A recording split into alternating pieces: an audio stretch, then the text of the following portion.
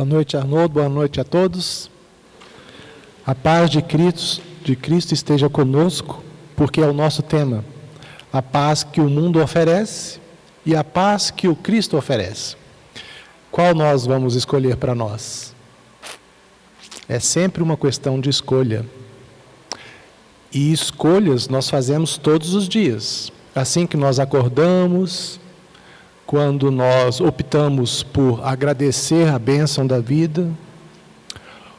Então, nós precisamos buscar enfaticamente, diuturnamente, de uma maneira bastante comprometida, essa paz do Cristo. Se nós fizermos assim, se nós tomarmos essa decisão, certamente nós iremos buscar essa paz do Cristo no interior de cada um de nós. Então, quando Emmanuel, nessa lição, ele vai falar para nós sobre a paz do Cristo e a paz que o mundo oferece, nós vamos, em cada um dos trechos reservados da lição para essa noite, buscar o entendimento do que ele quis passar para nós, em cima dos ensinamentos do Evangelho do Cristo. Quando, então, ele fala assim: a calma do plano inferior pode não passar de estacionamento.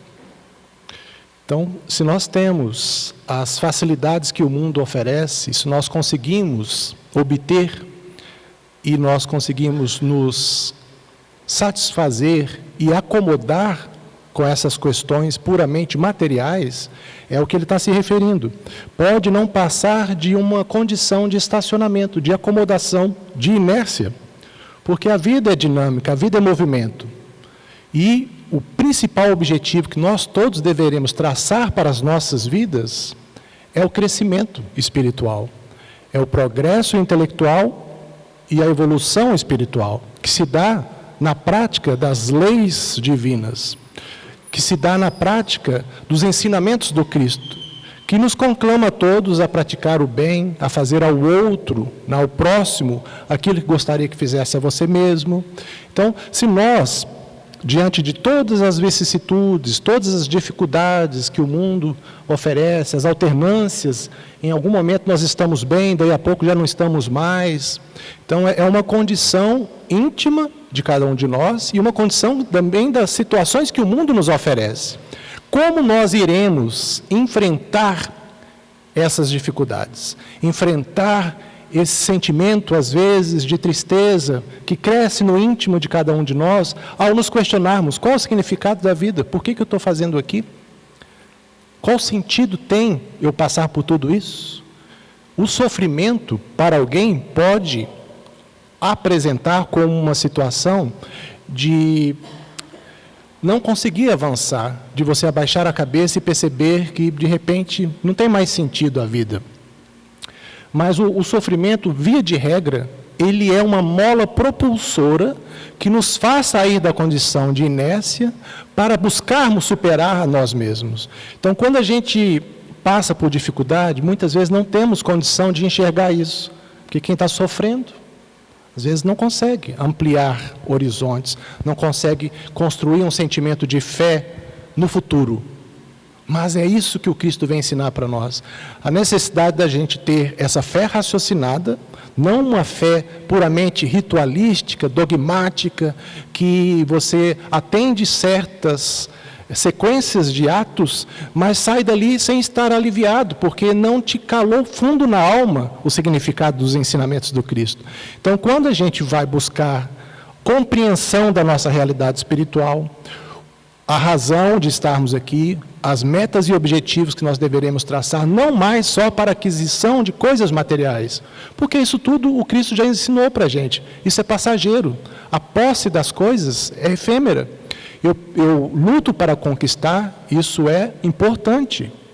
Você conquistar bens na vida para você poder dar bons estudos aos seus filhos, ter condições financeiras, isso é louvável e muito importante. É uma consequência da lei do trabalho que a pessoa se esforça para se aprimorar e cada vez crescer mais. Mas a compreensão que se deve fazer sobre a lei do trabalho é que ela exercita as nossas inteligências e nos impulsiona para melhorarmos no campo em que a gente atua. Mas as asas que nos levam para essa libertação da ignorância, a libertação de nós mesmos, elas estão atreladas uma à outra. Então você só consegue alçar voo se você se utilizar da asa da inteligência para o progresso pessoal, mas também da asa do sentimento. Então, ao mesmo tempo que a gente percebe no mundo muita tristeza, muita depressão, pessoas pensando em se suicidar, é interessante isso, né? Porque uma das principais decepções de quem comete esse desatino, que é a busca pelo autoextermínio, pensando em acabar com seus problemas, a primeira decepção da pessoa que comete esse ato de desatino é perceber que ela não consegue acabar com a própria vida. Nós somos espíritos imortais. Então, ao sairmos dessa atual existência no corpo, na carne, estaremos voltando para a pátria espiritual em qual condição? Na condição em que estivermos aqui. Não deixaremos de existir, isso é impossível. Estaremos infringindo uma das leis de Deus, que é atentar contra a própria vida. Estaremos, então, transformando o nosso problema, que já era substancial, num problema muito maior, centuplicando, aumentando esse problema 100 vezes. Então, o suicídio, que hoje, a cada 40 segundos, uma pessoa se suicida no mundo, são 1 milhão e poucos casos de suicídio anualmente no mundo. Então, é uma verdadeira epidemia. E o que as pessoas estão precisando? Todos nós estamos precisando buscar essa paz do Cristo. E não buscar a paz do que o mundo oferece. É justamente sobre isso a lição de hoje. Que a gente deve buscar pelo livre-arbítrio, pelo senso moral, pela força de vontade, pelo despertamento espiritual, as coisas de Deus. E não mais só as coisas do mundo. Então, quando a gente vai falar sobre atraso na evolução espiritual, nós estamos atrasados, buscando somente as coisas do mundo? Estamos, porque a nossa visão está míope. Eu não estou enxergando além e não estou enxergando a beleza do mundo, que dirá do universo e das leis de Deus. E todas as ajudas e apoio que recebemos dos nossos amigos, parentes, dos nossos anjos da guarda, quem prefira falar assim, dos espíritos protetores. Então, nós somos, a todos os momentos, ajudados. Mas a gente precisa ter olhos de ver e ouvidos de ouvir, como o Cristo nos ensina. A gente não pode nos cristalizar na imperfeição. Nós temos que lutar o bom combate a que Paulo se refere. O bom combate é lutar contra si mesmo. É lutar contra o homem velho, o homem do passado, que sempre errou e reincidiu no erro há 30 reencarnações, cometendo os mesmos desatinos. Esse homem é que eu tenho que lutar contra ele, em mim. Eu tenho que buscar a renovação, pelo esforço pessoal, buscar a reparação e buscar também a ascensão espiritual. Ascensão significa dizer deslocar-se para situações ou planos mais elevados. A partir do momento que nós fazemos esse movimento de buscar sermos melhores e conseguirmos ascendendo, enxergar mais além, nós então não mais estaremos abaixando a cabeça, desesperados. Nós estaremos buscando a paz no Cristo. E a paz no Cristo, ela vai num aspecto muito importante, que é não só trabalhar por si, trabalhar pelo Cristo, mas trabalhar também pela coletividade. Todos nós que possamos estar passando por momentos de tristeza, depressão, que seria um estágio de tristeza mais elevado, a gente vai certamente encontrar satisfação em superar as nossas mazelas, as nossas imperfeições, as nossas limitações. Nós vamos buscar também felicidade no que é duradouro, que é essa compreensão dessas asas, que é realmente alçarmos voo na compreensão do nosso papel no mundo. Então, a partir do momento que a gente não buscar mais só as coisas materiais e buscarmos as coisas espirituais, independentemente de religião, quando Cristo esteve conosco, Ele não fundou uma religião. E essa religião oficialmente só foi fundada no ano de 312, eu não sei mais que ano que foi isso não, mas acho que oficialmente o Império Romano assumiu o catolicismo como religião oficial do Império no ano de 380, mas e o Cristo não formou, ele não fundou, ele veio ensinar para a gente a lei de amor. A lei acima de tudo para ele era fazer ao outro, amar ao outro como a si mesmo, amar a Deus acima de todas as coisas. É isso que o Cristo ensinou para a gente, a lei de amor, e deu os exemplos, né? Então a gente tem que sair muitas vezes de uma condição de apatia, de conformismo com as situações do mundo, buscar colaborar para que esse mundo possa ser melhor. Aí sim a gente vai encontrar felicidade, porque uma palavra-chave é que nós estávamos na reunião do culto no lar, meus pais estão ali, uma das palavras que eu sempre ouço, e quando eu ouço, me dá muito significado, é propósito.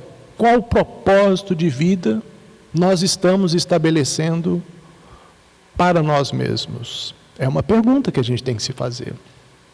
Eu estou buscando a paz do mundo ou estou buscando a paz do Cristo? Quando a gente perceber que é a paz do Cristo que a gente deve ter como meta principal, pouco a pouco nós vamos nos tornando mais felizes, porque nossa luz vai brilhar. Quando Cristo fala, brilha a vossa luz, ele está querendo dizer o seguinte: saia de uma situação de entorpecimento da mente, de buscar só coisas que são paixões passageiras, e busque algo mais. Se a gente fizer esse movimento íntimo, a gente vai encontrar sentido e justificativas para também exemplificar para aqueles que circundam, que orbitam ao nosso redor, para que eles possam também se espelhar. Por que não? O Cristo, ele ensinava por palavras, mas muito acima, muito além, por exemplos. Então, se a gente também sair de uma condição egoística, de pensar só em nós, ou só nos nossos consanguíneos, mas começarmos a pensar também na coletividade, a gente vai encontrar sentido na vida.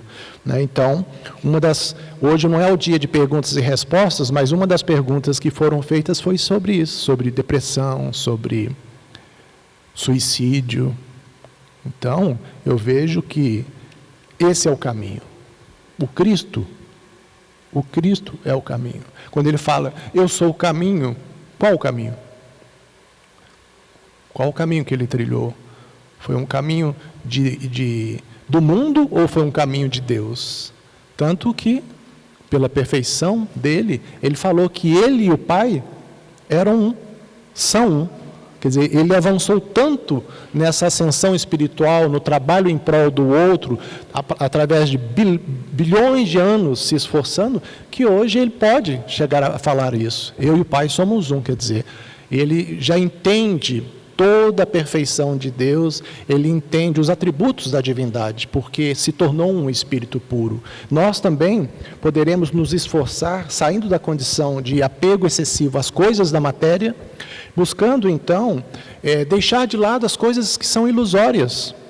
Tanta coisa que a gente vive de ilusão, impressionante. Se a gente parar para fazer uma autorreflexão, as redes sociais, um mundo em que as pessoas tentam demonstrar muitas vezes o que não estão sentindo, a felicidade na posse ou em uma viagem que se obtém, mas que é passageira, e é ótimo fazer isso, mas as pessoas estão mergulhadas no mundo de ilusão, buscando a satisfação nisso. E isso tem ampliado essa condição de depressão nas pessoas, é porque está se buscando a paz do mundo, o que o mundo oferece. Então, esse apego então aos papéis sociais, esse apego a essas identidades ilusórias, que se atribui valor a quem tem valor, mas não é o valor moral, é o valor financeiro. Isso é um tipo de ilusão. Ao se valorizar uma pessoa que tem uma determinada vestimenta, seja uma toga, seja uma farda, seja um jaleco, só porque a pessoa possui aquilo que é efêmero e passageiro, que dentro de poucas décadas já estará deixando para trás ao retornar para a casa espiritual. Então, o que nós realmente possuímos é o que está no íntimo da alma, não é a condição social, não é as condições financeiras, a projeção, né, através das redes sociais, ou o poder. Isso tudo é muito rápido, que a pessoa vai ser obrigada a deixar para trás, porque o fenômeno da morte, ele vai se passar para todos nós, com maior ou menor tempo, e vai igualar todas as condições sociais. Todas as pessoas, todos nós, já passamos pelo fenômeno da morte inúmeras vezes. Estamos reencarnados e iremos passar por ele novamente. E quando isso acontecer, como nós gostaríamos de retornar para a pátria espiritual? Melhores, com o tesouro a que o Cristo se refere, o tesouro que a traça, o ladrão e a ferrugem não consome, ou os tesouros da alma, as aquisições morais, éticas, as aquisições intelectuais. Esse é o verdadeiro patrimônio. Então, que a gente não busque mais nos nossos relacionamentos interesses superficiais. Para buscar a paz do Cristo, né, e não buscar só a paz interesseira do mundo, a gente então tem que aprofundar as nossas afinidades com um sentimento verdadeiro de amor pelo outro. Né, quando a parábola do bom samaritano, que o Cristo ensina, quando é questionado quem é o meu próximo, ele fala, no trajeto de Jerusalém para Jericó, havia uma pessoa que estava ali semi-morta, havia sido assaltada, né, e algumas pessoas da mesma raça dela passaram ao largo. Não quiseram ter nenhum tipo de comprometimento com aquela situação, e inclusive sacerdotes da raça. Né? Então, o único que ajudou foi um samaritano, que para esses povos orgulhosos eram considerados como uma raça inferior. O samaritano, então, cuidou, transportou para uma estalagem, deu dinheiro para o dono da estalagem e ainda falou que iria retornar, para ver se ele tinha se recuperado. Então, quem é o próximo? Nessa parábola do Cristo, o próximo não é a pessoa da mesma raça, que tem os mesmos pensamentos, que torce para o mesmo time, que tem a mesma opinião ideológica, política. Esse não é o próximo. O próximo somos todos nós. A parábola do bom samaritano a que o Cristo se refere, ele quis dizer isso. O judeu não ajudou, ajudou aquele que era considerado inferior. Então, que a gente possa também, né, se abster de buscar nas nossas vidas aquilo que é passageiro, que não vai trazer felicidade verdadeira, né? Porque Emmanuel fala aqui, a ignorância endinheirada, foi o que o Arnaud acabou de ler para a gente. Quer dizer, alcança-se a felicidade pela posse do dinheiro? Vocês ainda acreditam nisso? Quantos exemplos nós temos de pessoas endinheiradas que são infelizes, filhos drogados e tantas outras situações. Então, a riqueza em si, ela é importante. O bom rico é aquele que se utiliza do esforço, do capital intelectual, do que ele conseguiu acumular, e ele então faz prosperar as suas empresas, distribui emprego, renda, e distribui também para os filhos dos seus empregados condições educacionais. Olha como que um Antônio Hermínio de Moraes não é feliz ao já ter retornado para a pátria espiritual. Um bom evangélico, um bom administrador de empresas, era dono da Votorantim, multimilionário, e ele dava, vamos dizer assim, ele doava o seu tempo todas as semanas na Beneficência Portuguesa, um hospital em São Paulo. Entende? O que é realmente, vamos dizer assim, aqui fala da ignorância endinheirada. Ele demonstrou para a gente, ele deu o exemplo da consciência endinheirada, né, de aplicar aquilo ao bem coletivo. E Emmanuel ainda fala, a vaidade bem vestida. Todos nós que nos preocupemos demais, excessivamente com as aparências, e reparamos, nossa, mas aquela pessoa ali está mal vestida demais, tal. Assim, aí vem junto, né, a observação, a crítica e tudo. E aqui está falando, a vaidade bem vestida. Uma outra ilusão. É buscar no mundo satisfação, de se vestir muito bem e de parecer às vezes o que não é, entende? Então não é a roupa, não é o paletó, não é a vestimenta refinada que vai fazer uma pessoa, é o que ela é, não é o que ela tem. Então, Emmanuel está muito assertivo na frase dele. Ele ainda fala assim: a preguiça e inteligente sempre dirão que seguem muito bem. Então, o rico, o preguiçoso, o vaidoso, o poderoso, está tudo muito bem para mim, eu estou indo muito bem, estou gozando a vida, estou muito feliz, aproveitando tudo que a vida oferece. Mas será que essa é a felicidade verdadeira? Que vai realmente nos preencher? A gente sabe que não. Aqui Emmanuel fala: não te esqueças, contudo, de que a paz do mundo pode ser muitas vezes o sono enfermiço da alma. Entende? A alma é o espírito reencarnado. A enfermidade na alma é o desequilíbrio da mente. E ela vai se retratar no corpo físico. Então, toda vez que a gente vai encontrar uma pessoa com algum tipo de insanidade mental, quais foram as experiências do passado que fizeram com que hoje, com um sentimento de culpa, ela possa ter entrado numa condição de desequilíbrio total, de loucura até, né?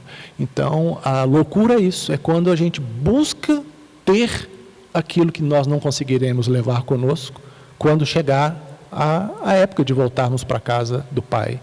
Então, Emmanuel está falando nesse sentido. Já a paz, a serenidade que o Cristo nos ensina é o desenvolvimento das virtudes, da sabedoria.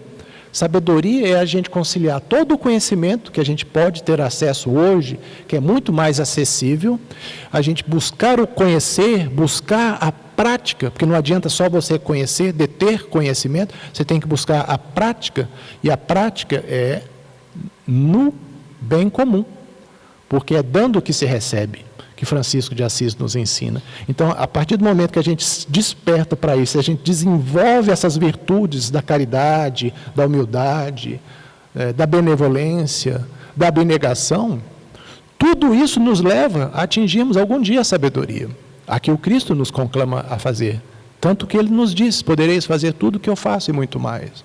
Quer dizer, algum dia, se nós nos desenvolvermos essas virtudes, seremos cada vez mais sábios. E é isso? Então a gente precisa estar sintonizando, não com as coisas do mundo, mas sintonizando com as coisas de Deus.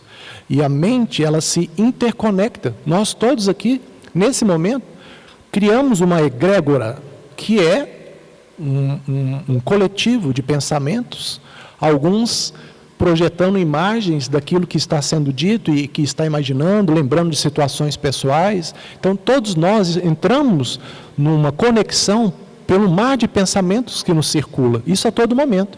Então, a sintonia que nós estabeleceremos será a sintonia com os espíritos superiores, com os nossos espíritos protetores, com os anjos da guarda, por estarmos buscando as coisas de Deus, ou nós estaremos entrando numa sintonia com espíritos inferiores, que muitas vezes se transformam em espíritos obsessores, que nos acompanham e tentam interferir nas nossas mentes, para que a gente possa optar por fazer coisas que vão nos comprometer a felicidade futura.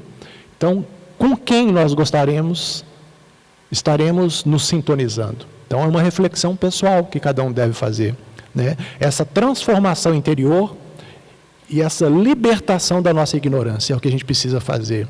A gente não tem que ir pelo caminho do salvacionismo, né? Salvacionismo é um terceiro que te faz alguma coisa e você está salvo. Não existe. O Cristo veio buscar nos salvar em qual sentido? Ele veio trazer o seu evangelho, o seu exemplo, ensinar o caminho, mas aí Ele é o norte.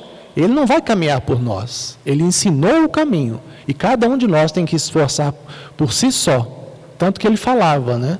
Ele fala até hoje, porque ele não deixou de existir. Ele só não está mais de corpo presente, mas ele está tutelando a gente a todo momento. Ele fala, ele ensinou: batei a porta e a porta abrir-se-vos-á.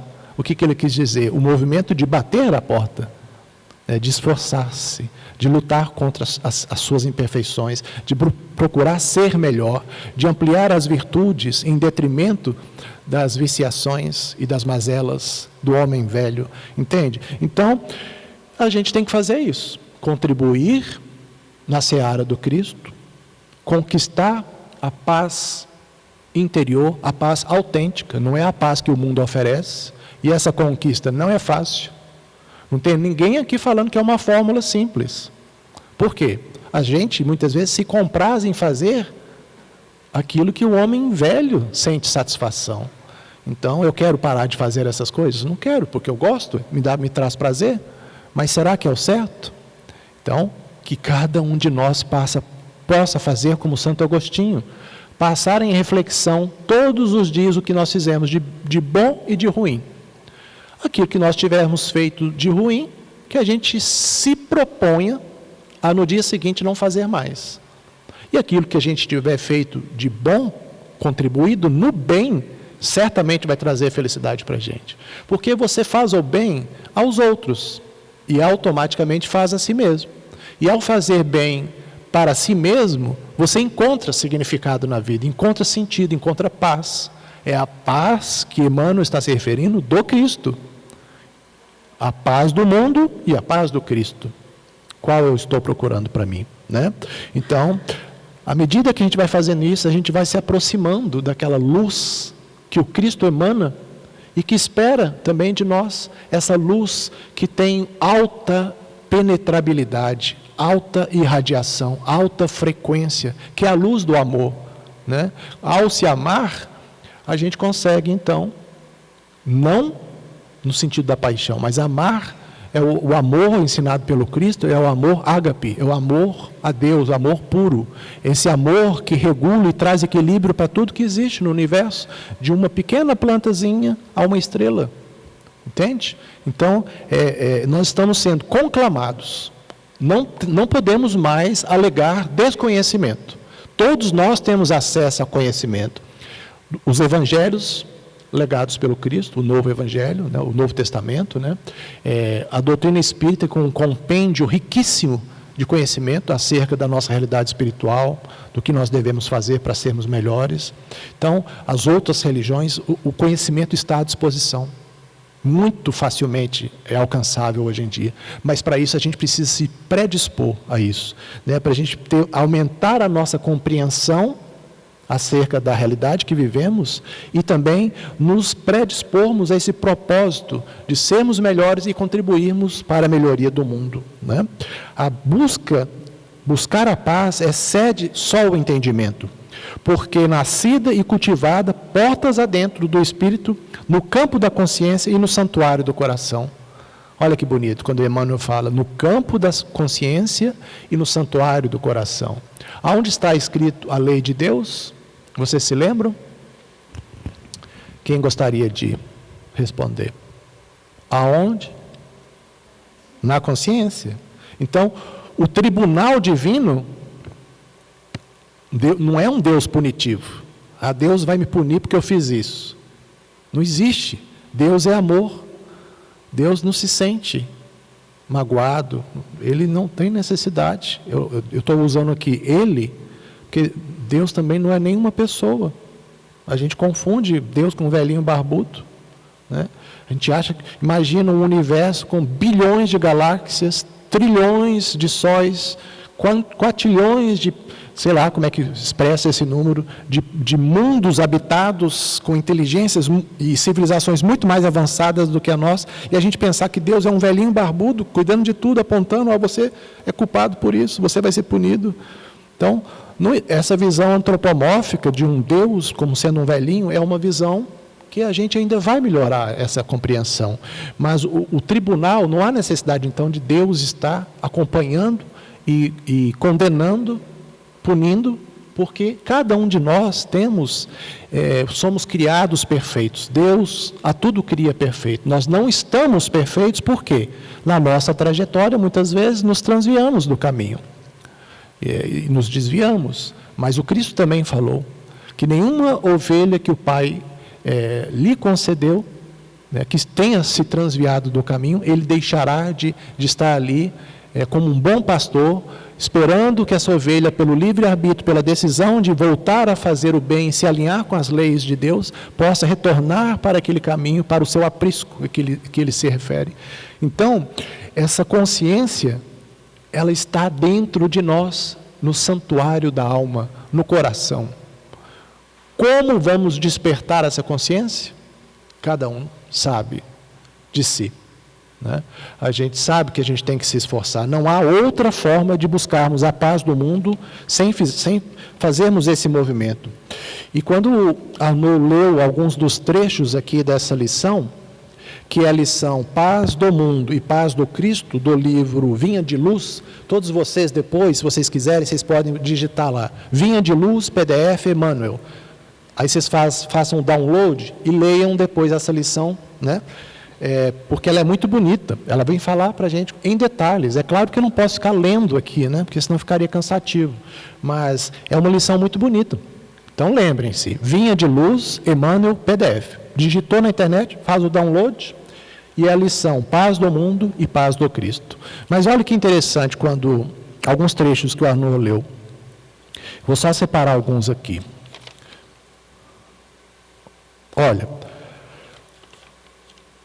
nos círculos da carne, a paz das nações costuma representar o silêncio provisório das baionetas. Nós não estamos vivendo um momento de guerra?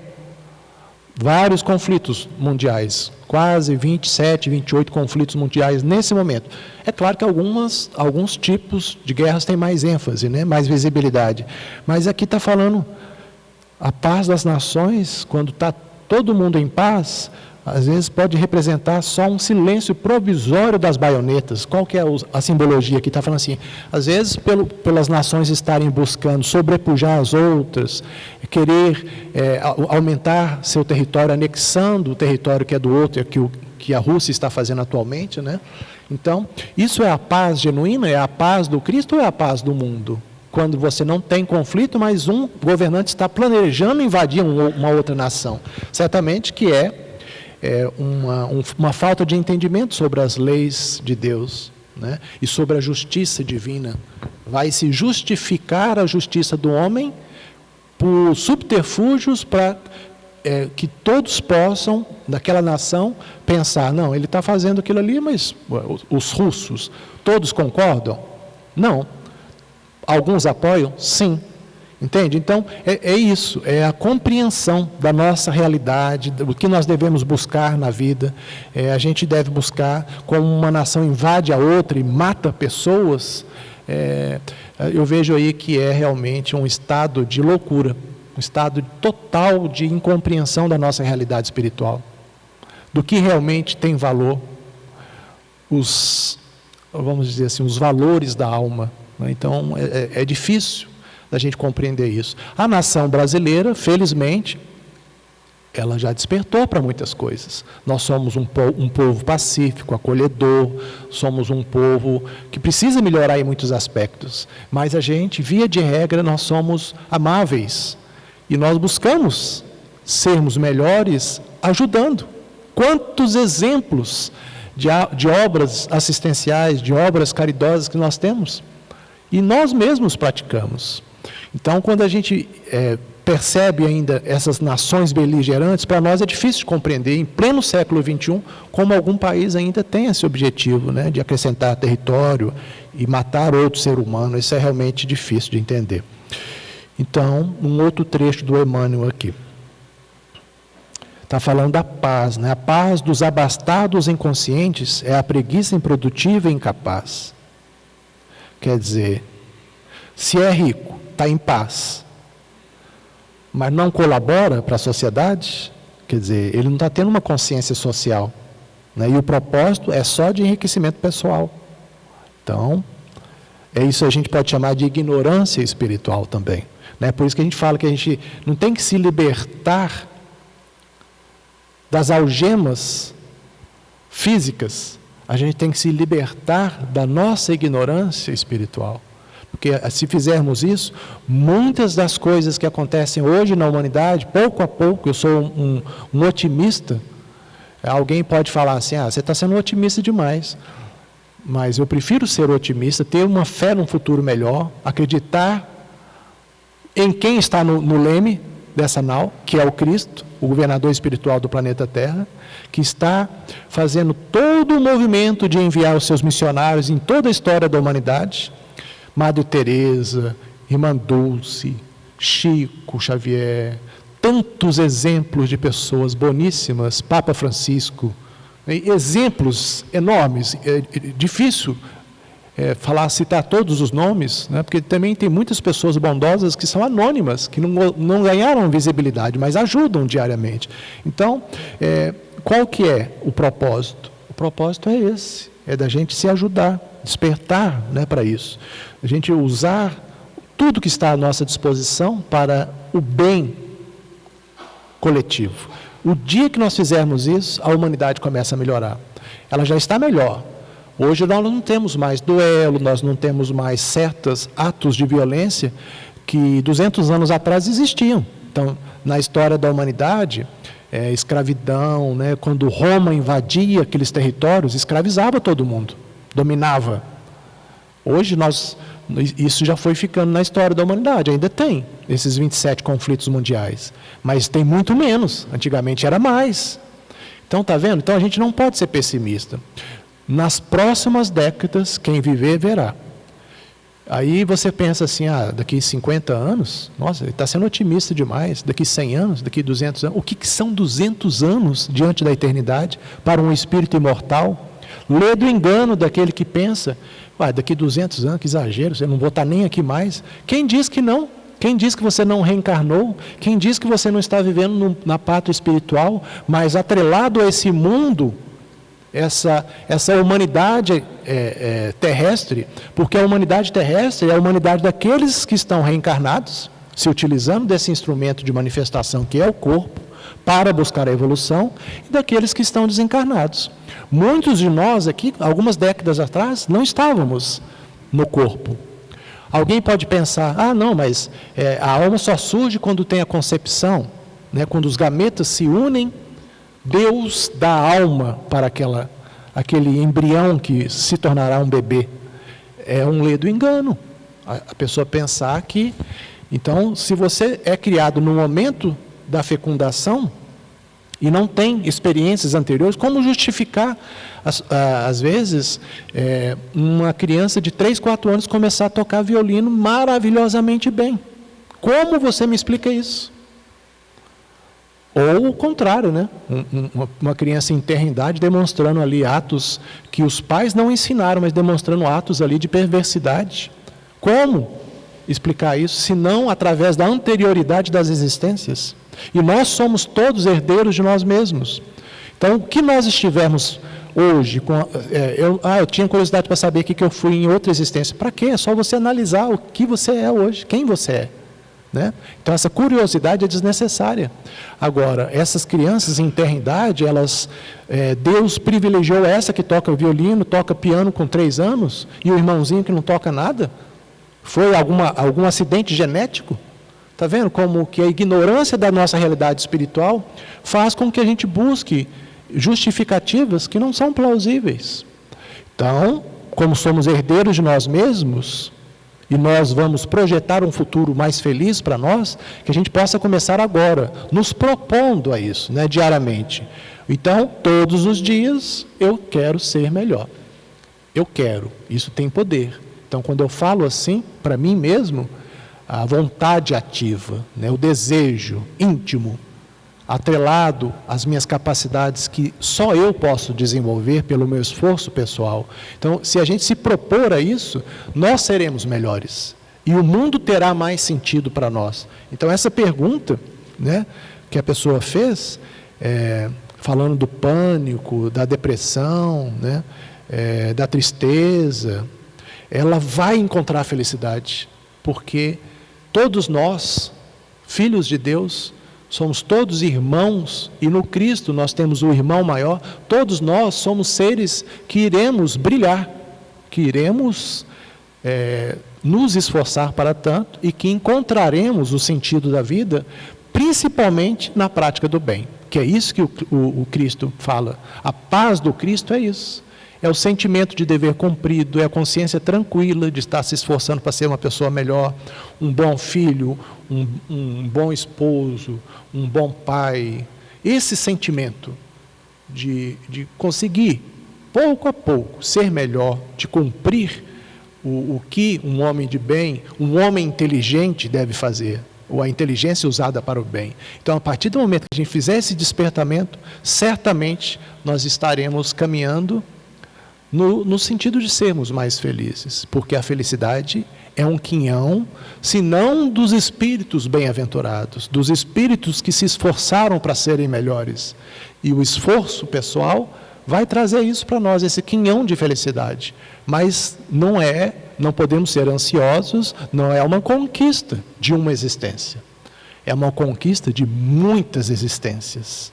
Seja na carne, seja fora dela, seja retornando para ela. Entende? Então, herdeiros de nós mesmos, vamos ser esses espíritos bem-aventurados. Algum dia alcançaremos isso. Aqui o Cristo fala no Sermão da Montanha: bem-aventurados os pacíficos, bem-aventurados os pobres de espírito, bem-aventurados os mansos e humildes de coração. Quer dizer, essas bem-aventuranças são várias. Ele está se referindo àqueles espíritos que se esforçaram, aquelas pessoas que se esforçaram e se tornaram melhores. E nós também faremos isso, com essa palavra-chave, propósito. Qual o propósito de vida? Sermos melhores. Qual o propósito de vida? Entrarmos na paz do Cristo, que é essa paz que só esses espíritos não eleitos, espíritos bem-aventurados. Eleito, às vezes, dá uma noção assim de favorecimento, que Deus favoreceu uns em detrimento aos outros. Alguém pode falar assim: os anjos são eleitos. Eu acho também um absurdo a pessoa falar de anjos decaídos. Não entendo. Porque no céu teve lá um anjo que se revoltou, tal. Quando a gente fala de um espírito puro, não há o que se falar em retrogradar. Aquilo que se adquire, você não perde. Então, quando se atinge um estado de pureza, de sentimentos, de coração, de racionalidade, de inteligência, esse grau de perfeição elevado, pureza absoluta, só Deus. Mas nós, enquanto criaturas, podemos cada vez ir ascendendo na escala dos espíritos mais elevados. Então, quando se atinge um grau de elevação, você não retrograda, você não perde. Então, um anjo que se revolta contra Deus, então é um mito, é uma alegoria, que às vezes traz muita confusão na reflexão das pessoas, né? Então é isso, pessoal, a gente agradece aí a oportunidade de estarmos juntos e que a gente vai buscar sempre essa paz do Cristo, porque a paz do mundo a gente já descobriu, que o mundo com essas portas largas não traz paz e felicidade para nós, não. Traz, passageira. Mas se a gente ficar se baseando nisso que o mundo oferece, a gente nunca vai encontrar a paz verdadeira. Ok?